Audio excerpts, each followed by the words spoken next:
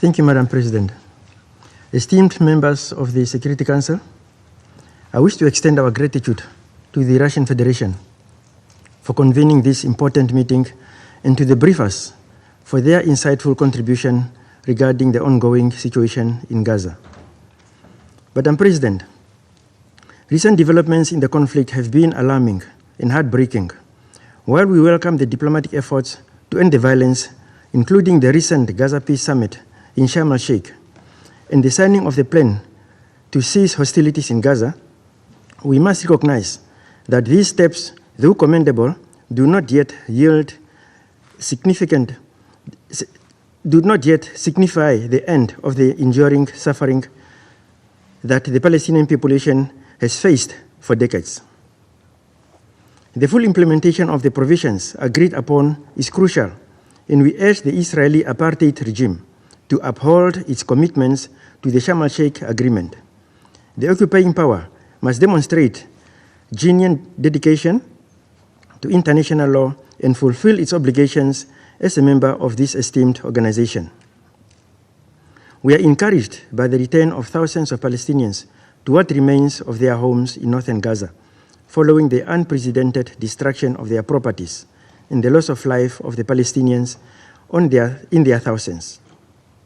Like all the peoples across the world, the Palestinian people have an undeniable right to a dignified return to peace and to self-determination, rights that they have been denied for too long.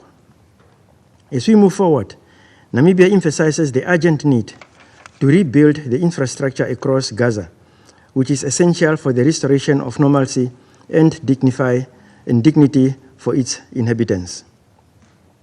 This meeting is an opportunity to remind us that the General Assembly resolutions and the International Court of Justice's advisory opinions have declared Israel settlement practices as illegal and have demanded an end to these actions. Up to now, Israel, the occupying power, has disregarded all the rulings and thus disregarding international law. In light of the recent positive momentum marked by the successful convening of the high-level international conference for the peaceful settlement of the question of Palestine and the implementation of a two-state solution, as well as the signing of the ceasefire, Israel must pursue the same path towards ending its illegal settlement activities and the annexation of Palestinian territories, allowing the Palestinian Authority full control over its land and resources is a critical step towards addressing the aspirations of the Palestinian people for an independent, sovereign, and prosperous state of Palestine with East Jerusalem as its capital.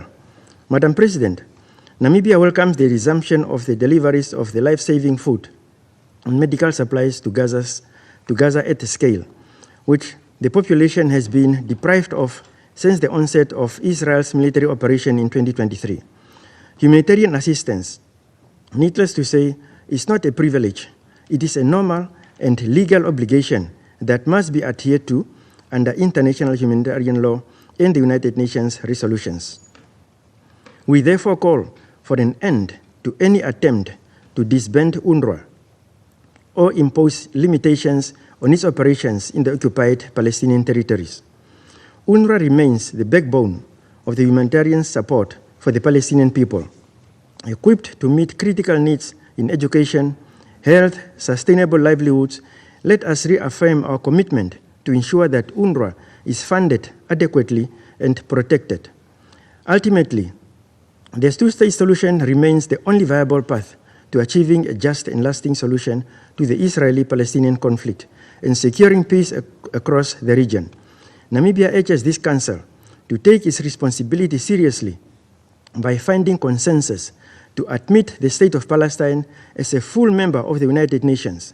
Such an action would not only fulfill a long-awaited recognition of the Palestinian people's rights, but would also be a testament to the resolve of this Council to write a beautiful page in the history for future generations and to appreciate. In conclusion, Madam President, in our pursuit for a durable peace, let us renew our collective efforts and enhance cooperation to support the Palestinian people in their aspirations for statehood, self-determination, and development. Namibia holds on to the hope that the question of Palestine will be resolved without delay, allowing it to be removed from the agenda of this Council. Let us work together to make this a reality. I thank you. I thank the representative of Namibia for his statement, and I give the floor to the representative of Maldives. Thank you, President. Let me begin by thanking the Russian Federation presidency for convening this debate. The situation in Palestine remains volatile, deeply entrenched in decades of occupation, injustice, and political failure.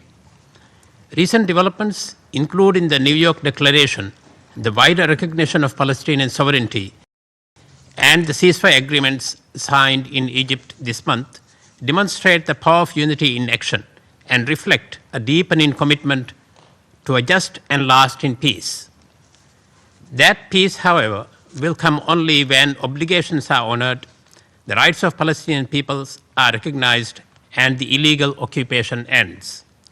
Without accountability, justice, and sustained commitment, critical windows for de-escalation and humanitarian relief will remain unfulfilled hopes rather than paths pursued.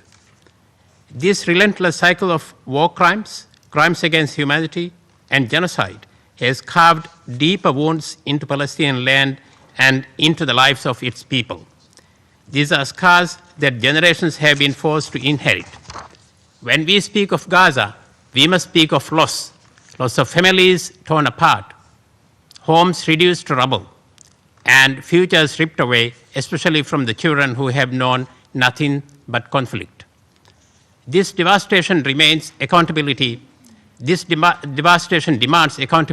grounded in the rules of law and applied without exception. Ceasefire, while necessary and urgent, is only a fragment of peace. It is merely a pause on violence, not the presence of justice. This Council now faces a choice between upholding principles and surrendering to paralysis. The question of Palestine will only be resolved when Israel allows Palestinians it forcibly uprooted from their homes to return, when Israel ends its illegal occupation, when Israel dismantles its apartheid system, and when Israel brings those responsible for decades of oppression and suffering to justice, and when Israel plays reparations to begin healing the deep wounds it has inflicted on a people denied their land, their dignity, and their futures. We call on the Council to grant full membership of the UN for Palestine, ensure immediate, safe, and unhindered humanitarian aid at scale to Gaza, support a transparent reconstruction mechanism, and uphold accountability by mandating impartial investigations.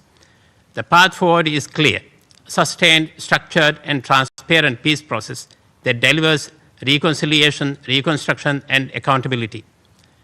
The endgame must be lasting peace, a future where sovereign Palestine lives in peace, security, and mutual respect within the internationally recognized pre-1967 borders.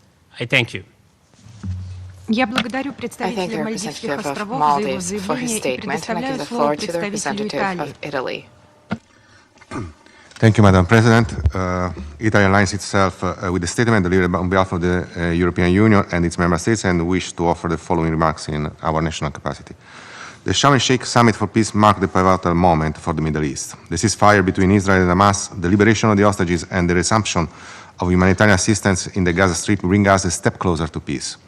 These remarkable progresses have been made possible by the comprehensive plan to end the Gaza conflict put forward by President Trump.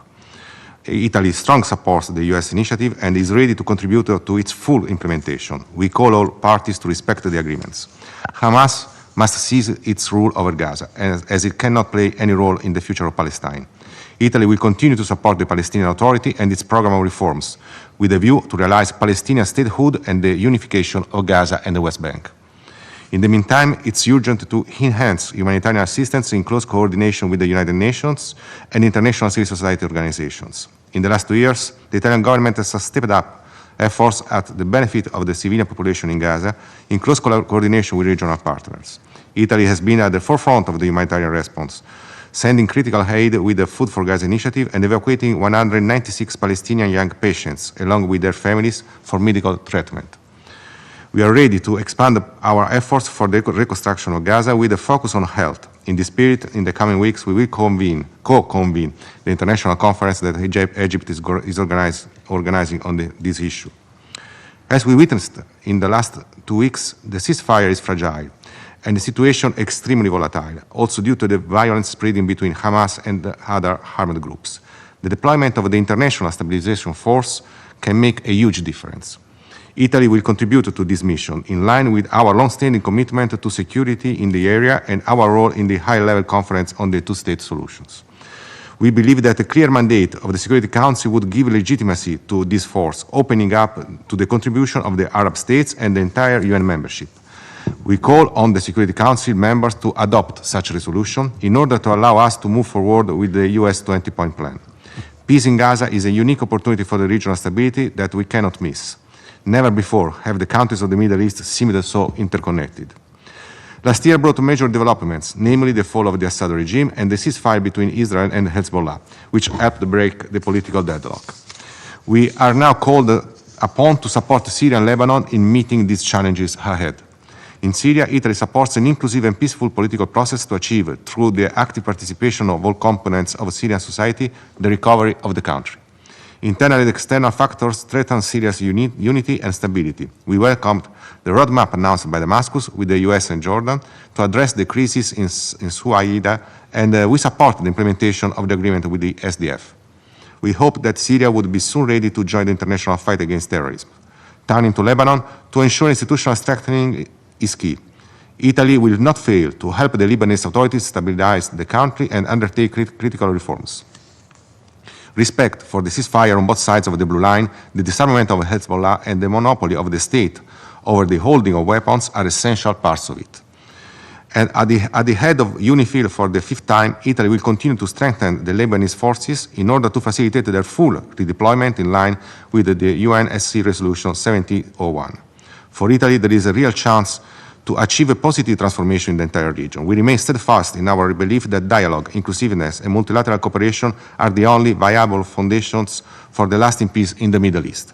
The road ahead is challenging, but the window of opportunity is real. The international community and the UN have a role to play in helping overcome divisions and build a future of shared security, mutual recognition, and hope. I thank you, Madam President. I thank the representative of Italy for his statement, and I give the floor to the representative of Chile. Madam President, allow me to thank you for convening this debate, and I'd like to congratulate you on the conduct of your presidency during this month. We'd also like to thank Mr. Ramiz Alakbarov, Deputy Special Coordinator and Resident Coordinator of the Office of the Special Coordinator of the United Nations for the Middle East Peace Process. Chile endorses the statement delivered by Uganda on behalf of the non-aligned movement. My country welcomes the signing on the 8th of October of the first phase of the ceasefire agreement between Israel and Hamas, and we'd like to express our thanks for the mediation efforts deployed by the United States, Egypt, Qatar, and Turkey, which made this important step forward possible in order to reduce hostilities and protect the civilian population. Since the beginning of the conflict, Chile has constantly called for the unconditional release of all hostages held by Hamas, and in this regard we very much appreciate the return of the 20 hostages alive and the 15 deceased back to their families, and we express our solidarity with all of them. At the same time, we recognize and encourage the ongoing efforts aimed at locating the remaining bodies. We would call upon the signatories to the agreement to, in good faith, meet the acquired commitments according to the terms established and continue to make necessary efforts to achieve a comprehensive agreement to adequately respond to humanitarian needs and guarantee the security, safety of the population, and move towards the implementation of the two-state solution in accordance with the rulings of international law and relevant resolutions of the United Nations. Madam President, Chile, as part of the core group led by Norway, very much appreciates the advisory opinion issued last Wednesday by the International Court of Justice, establishing the obligation of Israel to meet its international humanitarian law obligations, protect medical and humanitarian staff, and facilitate humanitarian assistance through the United Nations and its agencies, with particular reference to UNRWA. This decision is a fundamental reminder of the primacy of international law and of the responsibility of all states to guarantee unhindered access for humanitarian assistance when it is most required. We'd also like to reiterate our unrestricted support for the valuable work done by all humanitarian staff, in particular by UNRWA, an organism, a body that has the mandate to carry out a fundamental mission and provide services in the area of education, health, housing, and protection of Palestinian refugees. We believe it is the backbone of the humanitarian system. UNRWA has vast experience in order to implement the humanitarian response in Gaza in an appropriate manner. Madam President, despite these successes, we see that after years of conflict and the recent declaration of hunger, famine in the Gaza Strip, the occupied Palestinian territories continue to be an area of violence and instability, seriously endangering the well-being of the civilian population, and we see that humanitarian assistance is being hindered. Here we would urgently call upon all the parties to fully meet their obligations with regard to the ceasefire and to resume the path of dialogue in good faith. This is the only way to achieve just and lasting peace. We believe it is essential to put an end to the suffering of the civilian population. Their lives have deteriorated in an unacceptable manner. Improving the future of Gaza means a recovery perspective that is inclusive and sustainable, that takes into account the needs of women, elder persons, young people, children, and those with disabilities. Their full and meaningful participation in the decision-making processes will be key for building the future of Gaza. Chile reiterates its firm and ongoing commitment to a political and peaceful solution to the conflict based on respect for international law, the protection of human rights, and the full respect for the principles enshrined in the United Nations Charter. We would also highlight the importance of diplomacy, dialogue, and international mediation as indispensable tools in order to progress towards stability and the building of just, lasting, and sustainable peace in the region. Thank you. I thank the representative of Chile for her statement, and I give the floor to the representative of Bahrain. Madam President, Excellencies, ladies and gentlemen, allow me at the outset to express my deepest thanks to the Russian Federation on conducting the work of the Council this month. I would like to thank Dr. Ramiz Al-Akbarov, the UN Special Coordinator for the Middle East Peace Process, for his briefing.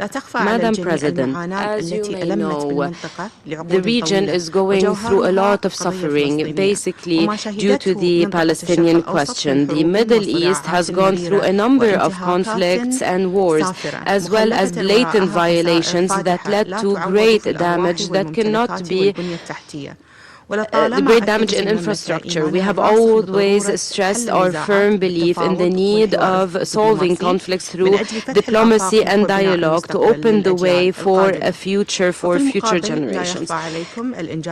You also know the historic achievement made by His Excellency President of the USA with the support of Qatar and Egypt, as well as Turkey, to reach an agreement in Gaza. The Sharm el-Sheikh Summit for Peace was also held to end the war in Gaza. It paves the way towards the implementation of the Arab Islamic Plan for Reconstruction as part of the international efforts to ensure reconstruction and development in Gaza. These positive factors bode well for turning the page of conflict in the region towards towards peace and development. We commend the diplomatic efforts made by the Kingdom of Saudi Arabia and the French Republic to hold the International Conference on the Peaceful Settlement of the Palestinian question, as well as the implementation of the two-state solution last September, which led to the adoption of the New York Declaration and the increase of the number of the states that recognize the state of Palestine. In the same vein, we note one of the main important outcomes of the Arab Summit held in Bahrain in 2024, which called for holding an international peace conference in the Middle East through direct negotiations that could lead to a comprehensive and sustainable solution to the Israeli-Palestinian conflict.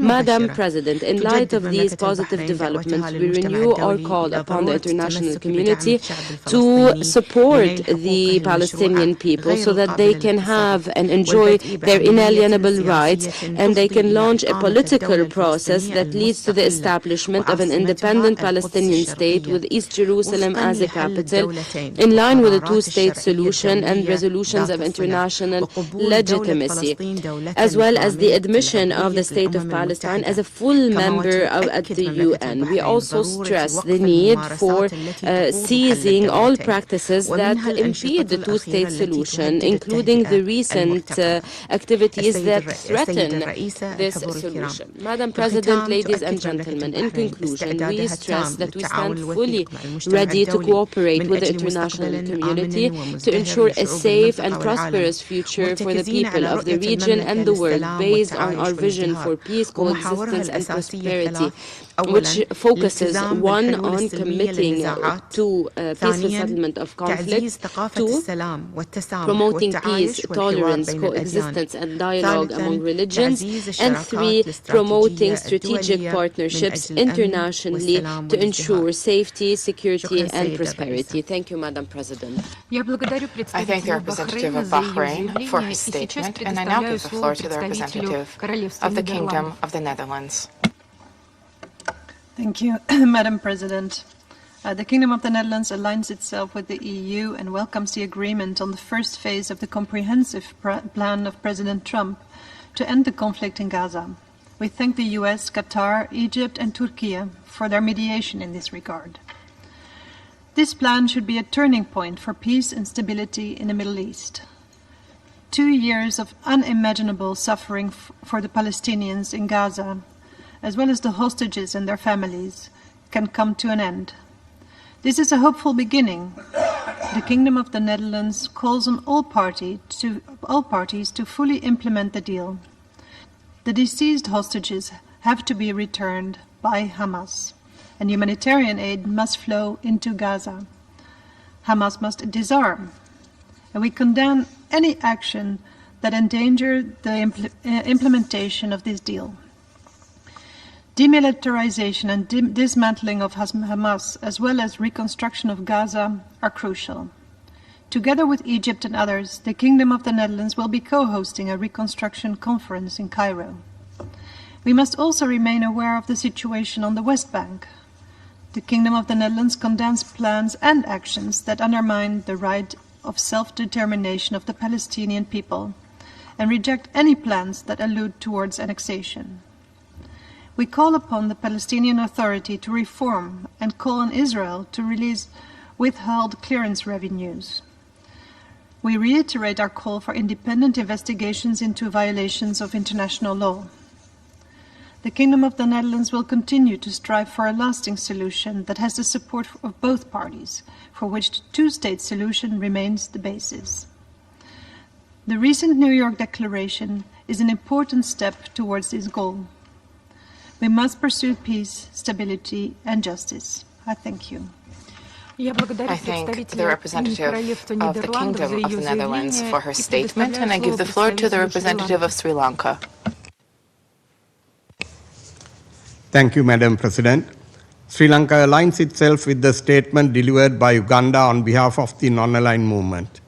We thank the Russian Federation for convening this open debate and for its stewardship of the Council's work on a matter that is essential to international peace and security. Madam President, after 2 years of profound human suffering, a renewed sense of hope has emerged with the ceasefire in Gaza. The region has endured far too much suffering. It brings us great relief to witness families reunited, displaced persons and hostages returning home, and much needed humanitarian assistance entering Gaza. These steps must mark crucial progress, but there remains much work to do to achieve a just and lasting peace. We must build on this momentum with renewed political courage. We commend the significant efforts led by the President of the United States of America and the tireless mediation by the Arab Republic of Egypt, the State of Qatar, and the Republic of Turkey, as well as the support extended by the broader international community in achieving this first phase of the ceasefire. However, we regret to witness the breach of this hard-earned ceasefire. Such actions will not benefit the general public in both Palestine and Israel, who are experiencing much-needed breathing space. Following the mayhem that they have encountered over the last 2 years. In this context, we urge all parties to adhere fully to the terms of the ceasefire and to ensure that it becomes a durable bridge towards a permanent end to the bloodshed and suffering. Madam President, tens of thousands of civilians, most of them innocent women and children, have lost their lives. The devastation of homes, hospitals, and schools, and the collapse of essential services defy comprehension. The images of such human and infrastructural destruction will remain seared into our collective conscience for generations to come. Healing must be all-encompassing, requiring not only the rebuilding of physical structures, but also the restoration of dignity, security, and trust. The people of Gaza must be supported in this effort through immediate humanitarian aid, medical and psychosocial support, and the long-term reconstruction of essential infrastructure. Madam President, the situation in Gaza remains deeply distressing. Sri Lanka recognizes the Palestinian people's inalienable right to their own state and reiterates the importance of the early implementation of the UN General Assembly resolutions regarding a two-state solution on the basis of the 1967 borders. It is time for the international community to act decisively to bring an end to the suffering of millions. The humanitarian tragedy in Gaza only makes more urgent the need for restraint and honest dialogue. Madam President, international community must unite around the shared principles of humanity, justice, and peace. We must support the Palestinian and Israeli peoples in prioritizing peace. We hope that the ceasefire will be the first step towards a lasting peace, one in which both Israel and Palestine live peacefully side by side, and the children of both nations are free to reach their full potential and thrive. I thank you, President. Я благодарю представителя Шри-Ланки за его заявление, и сейчас я предоставляю слово его превосходительству господину Маджиду Абделазизу, постоянному наблюдателю в постоянной миссии наблюдателя от Лиги арабских государств при Организации Объединенных Наций. شكرا سيدة الرئيس. Thank you, أشكركم Madam على عقد هذه President. Thank you الجلسة for convening وأشكر this السيد session, رمزي and I ألبانوف thank نائب Mr. المنسق الخاص Ramzi والمقيم لعملية Albanov, السلام في الشرق Deputy الأوسط Special على إحاطة Coordinator for الشام. the Middle East process السيدة for his الرئيس comprehensive briefing. تنعقد Madam جلسة President, النقاش العام اليوم this ووضع الخطير في open غزة debate takes وسائر place أرجاء as the الدولة dangerous الفلسطينية situation in المحتلة Gaza and across the يمر occupied بمفترق Palestinian طرق state رئيسية is at a major يحمل في crossroads. طياته بريقا من There is a الأمل glimmer of hope, إلا أنه but there are يحمل في نفس also الوقت deep fears of تخوفات failure عميقة in the من الفشل implementation في التنفيذ and of the ومن repercussions انعكاسات on ذلك the على الأوضاع political, السياسية strategic, والاستراتيجية and security والأمنية في situation منطقة in الشرق the Middle الأوسط East as ككل. a whole. فقد استبشرنا خيرا بالتوقيع في We شرم were الشيخ على encouraged by the اتفاق signing وقف in Sharm el إسرائيل Sheikh of the لإطلاق ceasefire النار على قطاع agreement غزة في إطار as صفقة part of a ما deal زالت that هشة remains وتتعامل fragile مع and قطاع only غزة فقط. addresses the Gaza Strip. بدأ تنفيذ The المرحلة الأولى منها implementation of the بإطلاق first سراح phase الرهائن began with the release of الإسرائيليين Israeli وتسليم رفات hostages and the آخرين handover of the والإفراج remains of بالمقابل عن others, عدد من and the المعتقلين release in return الفلسطينيين of a number of كمقدمة Palestinian لتنفيذ detainees as خطوات a أخرى prelude to تهدف implementing لتعزيز other steps to التعامل promote الدولي مع international الأوضاع engagement with الإنسانية the current الحالية humanitarian من خلال وقف situation. التجويع This والإبادة includes putting an الجماعية end to the وضمان starvation دخول and المساعدات genocide and ensuring the delivery of humanitarian aid with the start of the implementation of recovery and reconstruction plans. This is to be followed by reaching the desired political settlement of the Palestinian cause through negotiations for a final solution between Palestinians and Israelis to implement the two-state solution, paving the way towards the full membership of the independent state of Palestine in the United Nations. The Arab League would like to begin by expressing its appreciation for the efforts of the U.S. President Trump and his growing interest in reaching a peaceful settlement for the Palestinian cause. We also express appreciation for the intensive mediation by Egypt, Qatar, Turkey, and the United States to reach a ceasefire. We appreciate the role of the Arab Islamic Ministerial Committee entrusted with implementing the two-state solution, chaired by the Kingdom of Saudi Arabia and by the International Coalition for a two-state solution. We express our appreciation for all American, Arab, and international efforts to consolidate the ceasefire and ensure the unimpeded flow of humanitarian aid through all crossings at scale and through UNRWA. International efforts must be intensified to implement the Arab Islamic Plan for Recovery and Reconstruction adopted by the Emergency Arab Summit in Cairo. Egypt is working to hold an international conference to mobilize the necessary funding for the implementation of this plan. We stress the need for Israel to implement the important ICJ advisory opinion adopted on October 22nd, which confirmed Israel's humanitarian and development obligations as an occupying power towards the UN, specifically UNRWA, and the occupied Palestinian people, including its obligation to stop the genocide and the deliberate starvation of the Palestinian people. However, this cannot succeed without the United Nations' central role in implementing the New York Declaration, which created an internationally supported political horizon for addressing the Palestinian cause in all its dimensions, not just the Gaza Strip. By implementing the two-state solution and ensuring the admission of the independent state of Palestine as a full member of the United Nations. This is reinforced by the remarkable success of the Ministerial Conference and World Summit held at the United Nations on the implementation of the two-state solution and the settlement of the Palestinian question. Under the leadership of Saudi Arabia and France. This resulted in a significant increase in the number of countries recognizing the State of Palestine and the adoption by the General Assembly of this important declaration by an overwhelming majority as a roadmap towards achieving these goals. Its key steps include support from the United Nations and the international community for the reform measures pledged by the Palestinian Authority and the provision of the necessary financial resources for the Palestinian government to allow it, as the Supreme Central Palestinian Authority, to extend its full control over the Palestinian territories, including the entire Gaza Strip and the West Bank, away from any other schemes or external or Israeli influence. The international stability